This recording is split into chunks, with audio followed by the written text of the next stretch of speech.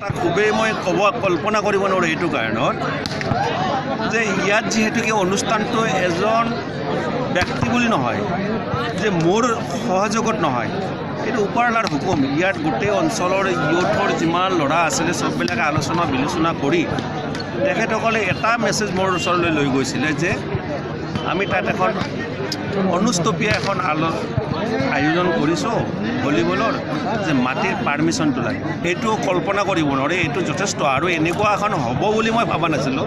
মই ভাবিছিলোঁ, যোৱাকালি মই এটা ইনস্পেকশ্যন কৰিছিলোঁ ইয়াত নিজেও, যে মই ইয়াৰ সদস্যবিলাকক মই কৈছিলোঁ যে ফিল্ডখনৰ কাৰণে যথেষ্টভাৱে চাব লাগিব। বুজাব নোৱাৰা অনুভৱ। আমাৰ এই যি একাধিক কাটাজান মিলনজ্যোতি ক্লাবৰ উদ্যোগত অসম ভিত্তিত বিৱনৈশ চূড়ান্ত প্ৰাইজ মানি ভলীবল প্ৰতিযোগিতাৰ মানে আমাৰ স্বৰ্গীয় আব্দুল আলী আৰু স্বৰ্গীয় আহমেদ আলী চাহাবৰ কোঅৰ্ডিনেট আজি এই খেলখন অনুষ্ঠিত কৰা হৈছে।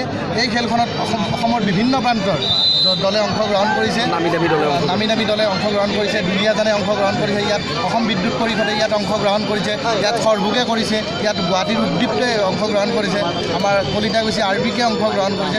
প্ৰায় আমাৰ ছটামান দলে ইয়াত অংশগ্ৰহণ কৰিছে আৰু ইয়াতো দৰ্শক প্ৰায় আজি 4,000 পৰা 5,000 দৰ্শকে ইয়াত খেল উপভোগ কৰিছে।